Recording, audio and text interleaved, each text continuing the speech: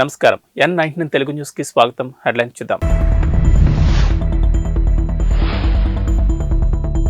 Police శాఖలో ఉద్యోగాలు భర్తీ చేస్తాం. 15 రోజుల్లో 15,000 ఉద్యోగాలు కల్పిస్తామన్న రేవంత్. అసెంబ్లీ ఎన్నికల్లో కాంగ్రెస్ గెలుపు కాదు, బీఆర్ఎస్ ఓటమి. రేవంత్ రెడ్డి ఇచ్చిన హామీలు అమలు చేయాలన్న కిషన్ రెడ్డి. మహిళా సంఘాల సమాఖ్యలతో సీఎం రేవంత్ ముఖాముఖి. మహిళల అభివృద్ధికి ప్రజాప్రభుత్వం కట్టుబడి ఉందన్న ముఖ్యమంత్రి. ఎంపీగా గెలిచి కోమటిరెడ్డి చేసిందేం లేదు. లోక్సభ ఎన్నికల్లో బీఆర్ఎస్ను గెలిపించాలన్న హరీష్ రావు. ప్రముఖ సినీ నటి పూనం పాండే కన్నుమూత. క్యాన్సర్ వ్యాధితో బాధపడుతూ మృతి. రాష్ట్రంలో పోలీస్ శాఖలో ఖాళీగా ఉన్న 15,000 ఉద్యోగాలను 15 రోజుల్లో భర్తీ చేస్తామన్నారు సీఎం రేవంత్ రెడ్డి. బిల్లా రంగాలు ఎంతమంది అడ్డం వచ్చినా, ఎన్ని శాపనార్థాలు పెట్టినా 15 రోజుల్లో 15,000 కానిస్టేబుల్ ఉద్యోగాలు భర్తీ చేస్తామన్నారు. బీఆర్ఎస్ ప్రభుత్వం నిరుద్యోగుల గురించి పట్టించుకోలేదన్నారు సీఎం. ఎంతసేపు తన కొడుకు బిడ్డల పదవుల గురించి ఆలోచించిన కేసీఆర్ నిరుద్యోగుల గురించి ఏనాడూ ఆలోచించలేదని విమర్శించారు.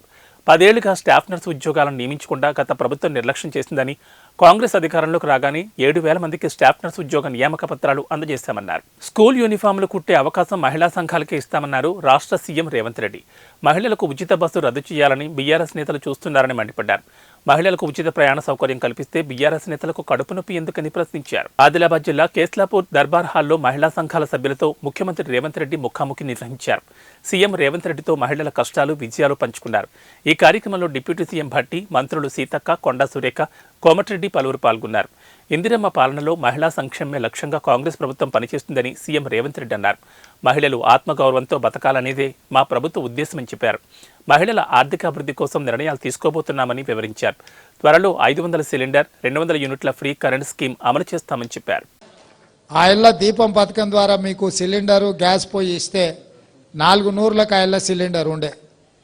ఆ ఇళ్ల మీరు కట్టెల పొయ్యితో కష్టాలు, అడవి బాట పట్టి కట్టెలు తెచ్చి వండి ఆ పొగ గొట్టం ఊది ఆ పొగ ఊపిరితిత్తులకు పోయి ఆడబిడ్డలు క్యాన్సర్ వచ్చి చచ్చిపోతుంటే వాళ్ళ కష్టాలను దృష్టిలో పెట్టుకొని గ్యాస్ పొయ్యి సిలిండర్ 400 రూపాయలకి వెళ్ళిచ్చారు. కేసీఆర్ గారు, నరేంద్ర మోడీ గారు వచ్చి అది 1200 చేసారు. ఇవాళ సిలిండర్ కొనుక్కునే పరిస్థితి లేదు, మళ్ళీ అడవి బాట పట్టి కట్టెలు కొట్టుకొచ్చుకునే పరిస్థితి వచ్చింది. అందుకే తొందరలోనే మీ అందరినీ ఆ కష్టాల నుంచి బయటకు తీసుకురావడానికి 500 రూపాయలకే మీ ఇంటికాడ సిలిండర్ ఇచ్చే కార్యక్రమాన్ని, ఇవన్నీ కార్యక్రమాలు ఎందుకు తీసుకుంటున్నామంటే ఆడబిడ్డలను ఆత్మగౌరవంతో బ్రతికే విధంగా, ఆడబిడ్డలు మంచిగా ఉన్నప్పుడే ఇల్లు బాగుంటుంది. అందుకే పెద్దలు చెప్పిండ్రు, ఇల్లును చూడు ఇల్లాలిని చూడు అని. ఇల్లు ఉండే విధానాన్ని బట్టి ఇల్లాలు ఆలోచన కానీ ఇల్లాలు విధానము మనకు అర్థమవుతుందని తొందరలోనే మీకు 500 రూపాయలకే సిలిండర్ ఇవ్వడానికి మన కోశాధికారి, మన ఆర్థిక మంత్రి భట్టి విక్రమార్క గారు తొందరలోనే మనకు అనుమతి ఇవ్వబోతున్నాడు. తొందరలోనే ప్రియాంక గాంధీ గారిని పిలుచుకొని 1,00,000 మంది ఆడబిడ్డల్ని అందరం ఒక్క దగ్గర కూర్చొని ఈ 500 రూపాయలకే సిలిండర్ కార్యక్రమాన్ని కూడా మనం ముందుకు తీసుకెళ్దామని చెప్పి మీ అందరికీ నేను ఈ సందర్భంగా విజ్ఞప్తి చేస్తున్నా. అదేవిధంగా ఇంటి కరెంటు బిల్లు కూడా ఈరోజు విపరీతంగా వస్తుంది. కష్టపడి గ్రూపులలో మీరు మిగిలించుకున్నది కరెంటు బిల్లుకే పోతుంది. అందుకే తొందరలోనే 200 యూనిట్ల వరకు గత సంవత్సరం మీరు ఎంత విద్యుత్ వాడుకున్నారో రాబోయే సంవత్సరం ఆ స్థాయిలో మీకు ఉచితంగా ఇంటి కరెంటు బిల్లులు కట్టాల్సిన పని లేకుండా మీకు అందరు కూడా ఉచితంగా విద్యుత్ ఇవ్వాలని 200 యూనిట్ల వరకు. ఎందుకంటే కరెంటు బిల్లు పైసలు ఇంటి ఆమెనే కట్టమంటాడు. ఆయనకి ఏదన్నా వస్తే పోయి బెల్ట్ షాప్ కాడ ఇచ్చి వస్తాడు, కానీ కరెంటు బిల్లు అయితే కట్టాడు. అంతేనా? గత అసెంబ్లీ ఎన్నికల్లో బీఆర్ఎస్ కేసీఆర్ మీద ఉన్న కోపంతోనే ప్రజలు కాంగ్రెస్ ను గెలిపించారని అన్నారు బీజేపీ రాష్ట్ర అధ్యక్షుడు కిషన్ రెడ్డి. వాస్తవానికి ఇది బీఆర్ఎస్ ఓటమి తప్ప కాంగ్రెస్ గెలుపు కాదన్నారు. బీఆర్ఎస్ పోయి కాంగ్రెస్ అధికారంలోకి వస్తే ఏదో మార్పు వస్తుందని అనుకోవడం లేదన్నారు. ఎన్నికల టైంలో రేవంత్ రెడ్డి గ్రామాన తిరుగుతూ బీఆర్ఎస్ ఎమ్మెల్యేల మీద ఆరోపణలు చేశారని, కాంగ్రెస్ అధికారంలోకి వస్తే బీఆర్ఎస్ అవినీతిపై విచారణ చేస్తామని చెప్పారని, కానీ ఇప్పుడు డూప్ ఫైటింగ్ చేస్తున్నారని కిషన్ రెడ్డి ఎద్దేవా చేశారు. కేసీఆర్ సీఎంగా ఉన్న సమయంలో హైదరాబాద్ రింగు రోడ్ చుట్టూ జరిగిన భూ లావాదేవీలపై విచారణ జరిపించాలని కిషన్ రెడ్డి డిమాండ్ చేశారు. వచ్చే పార్లమెంట్ ఎన్నికల్లో ప్రజలను బీజేపీని గెలిపించేందుకు సిద్ధంగా ఉన్నారని అన్నారు. అత్యధిక స్థానాలు తెలంగాణ నుంచి గెలుస్తామని కిషన్ రెడ్డి ధీమా వ్యక్తం చేశారు. అందరికీ నమస్కారం. ఈరోజు ఖమ్మం జిల్లాలో అనేక సంవత్సరాలుగా కాంగ్రెస్ పార్టీలో పనిచేసి కాంగ్రెస్ పార్టీ పిసిసి సెక్రటరీగా ఉన్నటువంటి అంకిరెడ్డి సుధీర్ రెడ్డి గారు ఈరోజు వారి స్నేహితులతో మద్దతుదారులతో కలిసి బీజేపీలో చేరారు. ఈ ఫిబ్రవరి నెల చాలా పెద్ద ఎత్తున గ్రామ స్థాయి నుంచి కూడా రాష్ట్ర స్థాయి వరకు కూడా బీజేపీలో మరి చేరికలకు సంబంధించినటువంటి కార్యాచరణను అమలు చేయబోతా ఉన్నాం. ప్రతి పోలింగ్ బూత్ స్థాయిలో అక్కడ ఉన్నటువంటి యువకులు కానీ రైతులు కానీ రైతు కూలీలు కానీ వివిధ కులవృత్తులకు సంబంధించినటువంటి వాళ్ళని కానీ మహిళలను కానీ చేర్పించాలనేది ఈరోజు రాష్ట్ర పార్టీ నిర్ణయం తీసుకుంది. కాబట్టి ప్రతి పోలింగ్ బూత్ స్థాయిలో ఈ యొక్క కార్యాచరణ ఏర్పాటు చేసుకుని బీజేపీలో చేర్పించేటువంటి కార్యక్రమాన్ని ప్లాన్ చేస్తా ఉన్నాం. ఫిబ్రవరి నెలంతా కూడా ఈ కార్యక్రమం కొనసాగుతుంది. దీనికి సంబంధించి అనేక రకాల కార్యక్రమాలకు చేరికలకు సంబంధించి ప్రతి నాయకుడు కూడా 24 గంటల పాటు గ్రామంలో ఉండేటువంటి కార్యాచరణ ప్రణాళిక రూపొందించుకుని ఆ గ్రామంలో ఉన్నటువంటి యూత్ అందరినీ కలిసి కొత్త వాళ్ళందరినీ చేర్పించేటువంటి కార్యక్రమం చేపడతా ఉన్నాం. నేను ఈ సందర్భంగా తెలంగాణ సమాజాన్ని కూడా కోరుతా ఉన్నాను. తెలంగాణలో 10 సంవత్సరాలు టిఆర్ఎస్ పాలన చూశాము. అంతకుముందు అనేక సంవత్సరాలు కాంగ్రెస్ పార్టీ పాలన చూశాము. ఇప్పుడు మళ్ళీ మరి కేసీఆర్ మీద కోపంతో, కేసీఆర్ కుటుంబం మీద కోపంతో, కేసీఆర్ యొక్క అహంకారపూరితమైనటువంటి పాలన మీద కోపంతో వాళ్ళు ప్రత్యామ్నాయంగా కాంగ్రెస్ ఎంచుకున్నారు. వాస్తవంగా కాంగ్రెస్ గెలవడం కాదు, టిఆర్ఎస్ను ఓడించారు ప్రజలు. అయితే ఈ రాష్ట్రంలో టిఆర్ఎస్ పై కాంగ్రెస్ వచ్చినా పెద్దగా పాలనలో మార్పు వస్తుందని అనుకోవడం లేదు. సమస్యలు ఏవో పరిష్కారం అవుతాయని మేము అనుకోవడం లేదు. ఎందుకంటే కాంగ్రెస్ చరిత్ర మనకు తెలుసు. మరి ఈరోజు అధికారంలో రాకముందు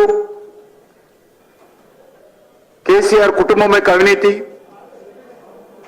లేక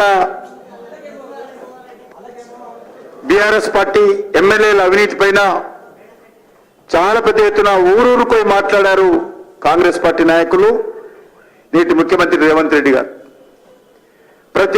ప్రతి ఎమ్మెల్యే గురించి, ప్రతి మంత్రి గురించి ఆయా అసెంబ్లీలకు వెళ్ళి దర్యాప్తు చేపిస్తాము, జైళ్లకు పంపిస్తాము అని చెప్పి చాలా పెద్ద ఎత్తున ప్రజలకు ఆ రోజు చెప్పారు. జనగామ బీఆర్ఎస్ మాజీ ఎమ్మెల్యే ముత్తిరెడ్డి యాదగిరెడ్డి మరో వివాదంలోకి ఎంట్రీ ఇచ్చారు. దళిత బంధు ఇప్పిస్తానని 67 మంది దళితుల నుంచి ముత్తిరెడ్డి ₹1,00,000 తీసుకున్నాడని ఆరోపిస్తూ నర్మెట్ట మండలంలోని ముత్తిరెడ్డి ఫామ్ హౌజ్ను బాధితులు ముట్టడించారు. జనగామ మాజీ ఎమ్మెల్యే ముత్తిరెడ్డి యాదగిరెడ్డి దళిత బంధు ఇప్పిస్తానని చెప్పి డబ్బులు తీసుకుని మోసం చేశారంటూ ఆ నియోజకవర్గానికి చెందిన 67 మంది బాధితులు ఆరోపించారు. దళిత బంధు రానందున తన డబ్బులు తిరిగి ఇవ్వాలని అడిగితే అనుచరులతో బెదిరింపులకు పాల్పడుతున్నారని తెలిపారు. ఈ మేరకు నర్మెట్ట మండలంలోని ముత్తిరెడ్డి ఫామ్ హౌజ్ను బాధితులు ముట్టడించారు. ఒకరిద్దరికే దళిత బంధు మంజూరైందని, ఆ డబ్బులు రావాలంటే ₹1,00,000 తమకివ్వాలని అప్పటి ఎమ్మెల్యే ముత్తిరెడ్డి డిమాండ్ చేశారని బాధితులు తెలిపారు. దీంతో తాము నర్మెట్ట మండలంలోని మాజీ ఎమ్మెల్యే ముత్తిరెడ్డి ఫామ్ హౌజ్ను ముట్టడించామని తెలిపారు. బాధితులను పోలీసులు అడ్డుకున్నారు. లిఖితపూర్వకంగా ఫిర్యాదు చేస్తే న్యాయం చేస్తామని పోలీసులు హామీ ఇవ్వడంతో బాధితులు ఆందోళనను విరమించారు. ఈ ప్రజల సమక్షంలో మా మహిళల సమక్షంలో విద్యగా ఆశ్రయం చేయాలని చెప్పి 100% కోరుకుంటున్నాను.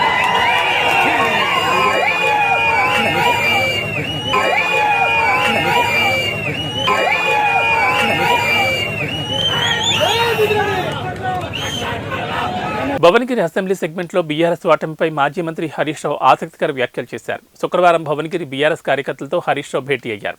గత అసెంబ్లీ ఎన్నికల్లో భువనగిరి స్థానంలో బీఆర్ఎస్ ఓడిపోతుందని అస్సలు ఊహించలేదన్నారు. అసెంబ్లీ ఎన్నికల్లో ఓడిన పార్లమెంట్ ఎన్నికల్లో భువనగిరిలో సత్తా చాటాలని శ్రేణులకు పిలుపునిచ్చారు. ఎంపీ ఎన్నికల్లో భువనగిరిలో బీఆర్ఎస్ గెలవాలని కార్యకర్తలకు సూచించారు. భువనగిరి ఎంపీగా కోమటిరెడ్డి వెంకటరెడ్డి 5 ఏళ్లు చేసిందేమీ లేదని విమర్శించారు.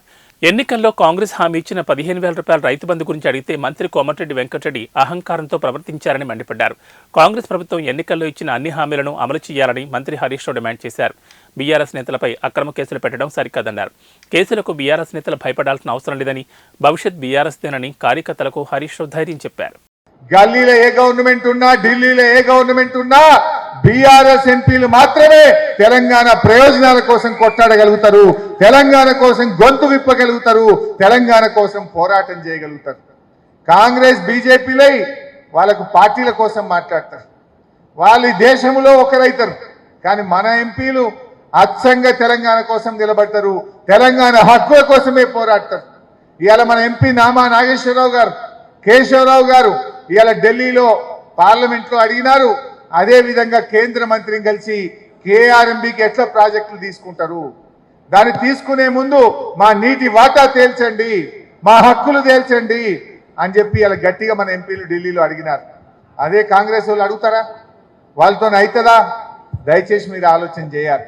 నేను ఇంకెక్కువ విషయాల్లోకి పోను. కానీ రేపు రాబోయే రోజుల్లో రేపు స్థానిక సంస్థల ఎలక్షన్లు వస్తాయి. సర్పంచ్ కానీ, ఎంపీటీసీ కానీ, కౌన్సిల్ ఎలక్షన్లు వస్తాయి. అప్పుడు కూడా తప్పకుండా పార్టీ మీ వెన్నంటి ఉంటుంది. మిమ్మల్ని గెలిపించుకోవడానికి అన్ని రకాల సహాయ సహకారాలు కూడా అందజేస్తామని మనం చేస్తా ఉన్నాం. నిజానికి మీ వరకు పెద్ద కష్టం కాదు. కర్ణాటకలో నేను ఎవరో వస్తే నేను మాట్లాడినా. కర్ణాటకలో కాంగ్రెస్ పార్టీ పాస్ అయిపోయింది. అట్లా ఆడ 8 నెలలు అయింది కాంగ్రెస్ గవర్నమెంట్ వచ్చి. గ్యారంటీలు అమలు కాలే. ఇలా 28 ఎంపీల్లో కాంగ్రెస్ ఎన్ని గెలుస్తుందంటే 4-5 గెలిస్తే ఎక్కువ అంటున్నారు కర్ణాటకలో. ఎందుకు? 8 నెలలు అయింది, జనానికి కాంగ్రెస్ నిజస్వరూపం బయటపడ్డది. మన దగ్గర కూడా 2 నెలలు అయింది. ఇంకొక 6 నెలలు అయినాక గిట్ట పార్లమెంట్ ఎలక్షన్ వస్తేనా మజా ఉంటుండే. కానీ మీ ఎన్నికల వరకు మాత్రం 6 నెలలు అవుతుంది. ఎట్లా? మీరు ఎంపీటీసీ కౌన్సిలర్లు నిలే వరకు కాంగ్రెస్ వాళ్ళు ఊళ్ళలో తిరుగుడే కష్టమవుతుంది. వాళ్ళ హామీలు నిలబెట్టుకోకలేరు వాళ్ళు. ఆ హామీలు అమలు కాకపోతే తప్పకుండా ప్రజలు మిమ్మల్ని అందరినీ గుర్తుపట్టి పిలిచి బీఆర్ఎస్ పార్టీ నాయకులను గెలిపించుకునేటువంటి పరిస్థితి ఉంటుంది. భవిష్యత్తు మనకే ఉంటుంది. అందువల్ల మనము ధైర్యంగా ఉందాం. ఎవరికైనా ఏదైనా ఇబ్బంది వచ్చినా, అక్రమంగా కేసులు పెట్టినా, కార్యకర్తల్ని వేధించినా జగదీష్ అన్నకో, శేఖర్ అన్నకో, మీ జిల్లా అధ్యక్షుల వారికి చెప్పండి. పార్టీ అన్ని రకాలుగా మీకు అండదండగా ఉంటుంది.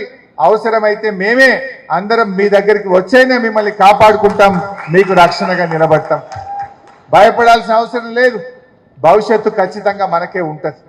ఇది ఒక తాత్కాలికమైనటువంటి ఒక విరామం లాంటిదే. ధైర్యంగా పోదాం. మనం అధికార పక్షమైనా ప్రతిపక్షమైనా మనం ప్రజల పక్షాన్నే ఉందాం. అధికారంలో ఉంటే ఆ రోజు ప్రజలకు ఏం కావాలో చేసినాం. ఇవాళ ప్రతిపక్షంలో ఉంటే ప్రజలకు పక్షాన కాంగ్రెస్ ఇచ్చిన హామీలు అమలు చేసే విధంగా అటు అసెంబ్లీలో కొట్లాడదాం, ఇటు ప్రజాక్షేత్రంలో కూడా పోరాటం చేద్దాం. ఎప్పుడైనా మనం ప్రజల్ని వదిలిపెట్టేది లేదు. తెలంగాణ హక్కుల కోసం, తెలంగాణ ప్రయోజనాల కోసం, తెలంగాణ ప్రజల కోసం నిరంతరం మన పోరాటం మాత్రం కొనసాగాల్సిందే. మన పార్టీయే తెలంగాణ ప్రజల కోసం, ఈ రాష్ట్ర బాగోగుల కోసం పుట్టినటువంటి పార్టీ. అందువల్ల అధికార పక్షమైన ప్రతిపక్షమైన మన బాధ్యత మాత్రం ప్రజల పక్షమే. ప్రజల పక్షాన్నే పోరాటం చేద్దాం, కలిసి ముందుకు పోదాం. ఆంధ్రప్రదేశ్కు ప్రత్యేక హోదా, విభజన హామీల అమలు కోరుతూ ఆంధ్రప్రదేశ్ పీసీసీ అధ్యక్షురాలు వైఎస్ షర్మిల ఢిల్లీలో దీక్ష చేపట్టారు. ఏపీ భవన్లోని అంబేద్కర్ విగ్రహం ఎదుట రాష్ట్ర కాంగ్రెస్ నేతలతో కలిసి దీక్ష చేశారు. ఏపీకి 10 ఏళ్ల పాటు ప్రత్యేక హోదా కొనసాగిస్తామన్నారని, తిరుపతిలో జరిగిన సభలో ప్రధాని నరేంద్ర మోడీ ఈ మాట చెప్పారని, విభజన చట్టంలోని హామీలను ఎందుకు ఇప్పటికీ నెరవేర్చలేదని షర్మిల ప్రశ్నించారు. దుగ్గరాజపట్నం పోర్టు నిర్మిస్తామన్నారు. సీమాంధ్రను స్వర్ణాంధ్ర చేస్తామని ప్రధాని చెప్పారు. పోలవరం ప్రాజెక్టును పూర్తి చేస్తామని ప్రజలకు మాటిచ్చారు. ఇచ్చిన హామీలన్నీ ఏమయ్యాయని ప్రశ్నించారు. రాజధాని లేని రాష్ట్రంగా ఏపీ మిగిలిపోయిందన్నారు. కేవలం ఓటు బ్యాంక్ కోసం ఏవేవో మాయమాటలు చెప్పి వాటిలో ఏ ఒక్కటి నెరవేర్చలేదన్నారు. చివరికి విశాఖ స్టీల్ను ప్రైవేటీకరించాలని ప్రయత్నిస్తూ మరోసారి ఏపీ ప్రజలకు ద్రోహం చేయాలని చూస్తున్నారని షర్మిల విమర్శించారు.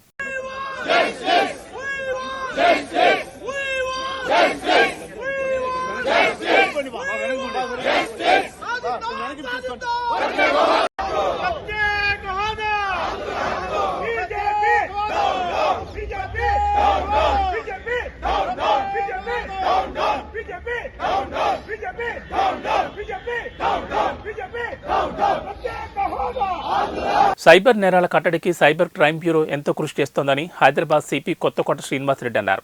ప్రతిరోజు హైదరాబాద్ కమిషనరేట్ పరిధిలో చాలా సైబర్ నేరాలు నమోదవుతున్నాయని చెప్పారు. సైబర్ నేరాల్లో రికవరీ అనేది బాధితులు ఫిర్యాదు చేసే సమయాన్ని బట్టి ఉంటుందని, ఎక్కువగా ఉన్నత చదువులు చదివిన వారు, మధ్యతరగతి వారి నేరాల బారిన పడుతున్నారని వివరించారు. నేరాలు జరిగినప్పుడు స్పందించడం కంటే ముందుగానే అవగాహన కల్పించడం చాలా ముఖ్యమన్నారు కొత్తకోట శ్రీనివాసరెడ్డి.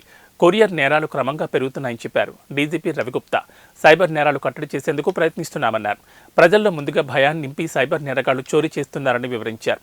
మరోవైపు ఈ నేరాల్లో తెలిసిందేంటంటే యూట్యూబ్ వీడియోలకు లైక్ చేయడం ద్వారా డబ్బులు వస్తాయని చెప్పి నేరాలకు పాల్పడుతున్నారని తెలిపారు. సైబర్ నేరాలపై అవగాహన ముఖ్యమన్నారు డీజీపీ రవిగుప్తా.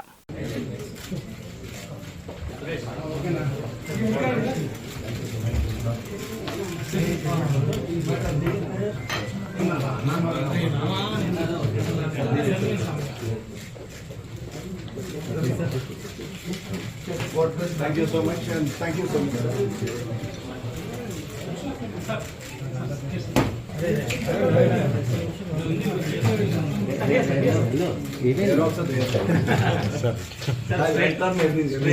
జార్ఖండ్ రాష్ట్ర రాజకీయం హైదరాబాద్కు షిఫ్ట్ అయింది. జార్ఖండ్లో నెలకొన్న ప్రస్తుత రాజకీయ పరిస్థితుల నేపథ్యంలో ఆ రాష్ట్ర అధికార పార్టీ జేఎంఎం తమ ఎమ్మెల్యేలను హైదరాబాద్ తరలించింది. జార్ఖండ్ మాజీ సీఎం హేమంత్ సోరెన్ అరెస్ట్ అవ్వడం, ఆ రాష్ట్ర నెక్స్ట్ సీఎంగా చంపై సోరెన్ ప్రమాణ స్వీకారం చేయడంతో 10 రోజుల్లో అసెంబ్లీ బలం నిరూపించుకోవాలని గవర్నర్ ఆదేశించారు. ఈ క్రమంలో ఎమ్మెల్యేలు ఎలాంటి ప్రలోభాలకు గురికాకుండా అధికారం జేఎంఎం, కాంగ్రెస్, ఆర్జేడీ కూటమి క్యాంప్ పాలిటిక్స్ తెరలేపింది. ఈ నేపథ్యంలో తమ ఎమ్మెల్యేలను హైదరాబాద్ తరలించింది. రాంచీ నుండి ఇవాళ 2 స్పెషల్ ఫ్లైట్లలో బయలుదేరిన ఎమ్మెల్యేలు హైదరాబాద్లోని బేగంపేట ఎయిర్పోర్టుకు చేరుకున్నారు. వీరిని తెలంగాణ కాంగ్రెస్ వ్యవహారాల ఇన్ఛార్జ్ దీపాదాస్ మున్షి, మంత్రి పొన్నం ప్రభాకర్ బేగంపేట ఎయిర్పోర్టులో రిసీవ్ చేసుకున్నారు. అనంతరం ఎయిర్పోర్ట్ నుండి జార్ఖండ్ ఎమ్మెల్యేలను హైదరాబాద్ శివారు శామీర్పేటలోని ఓ రిసార్ట్కు తరలించినట్లు సమాచారం.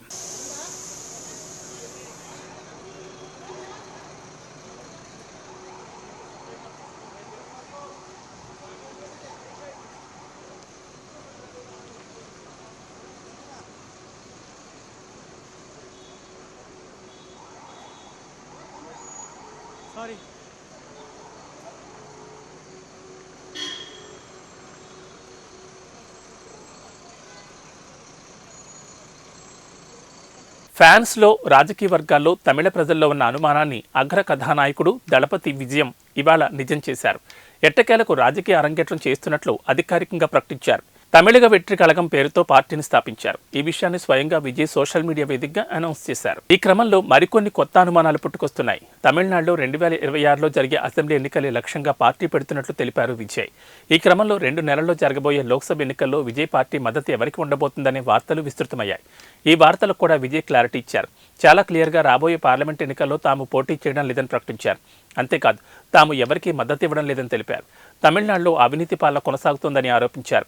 అవినీతి నిర్మూలనే లక్ష్యంగా తమ పార్టీ పోరాటం ఉంటుందని వెల్లడించారు. సినీ ఇండస్ట్రీలో తీవ్ర విషాదం చోటు చేసుకుంది. ప్రముఖ నటి పూనం పాండే కన్నుమూశారు. క్యాన్సర్ బారిన పడి చికిత్స తీసుకుంటున్న ఆమె పరిస్థితి విషమించి శుక్రవారం తుదిశ్వాస విడిచారు. ఈ విషయాన్ని పూనం మేనేజర్ సోషల్ మీడియా వేదికగా నిర్ధారించారు. ఈ విషయం తెలిసిన సినీ ప్రముఖులు ఆమెకు సంతాపం ప్రకటిస్తున్నారు. కాగా పూనం పాండే గురించి ప్రత్యేకంగా చెప్పాల్సిన పనిలేదు. ఎప్పుడూ వివాదాస్పద వ్యాఖ్యలు చేస్తూ సోషల్ మీడియాలో ట్రెండింగ్లో ఉంటుంది. ఫోటోషూట్లు, షేర్ చేసే వీడియోలతో నెటిజన్లకు మరింత దగ్గరైంది. ముఖ్యంగా ఆమె ఎప్పుడు 18+ కంటెంట్ను మాత్రమే ప్రమోట్ చేస్తూ ఉండేది. ఇండియా వరల్డ్ కప్ కొడితే బీచ్లో నగ్నంగా తిరుగుతానని ప్రకటించి దేశవ్యాప్తంగా దుమారం రేపింది. ఇవి బులెటిన్ విశేషాలు. నమస్కారం.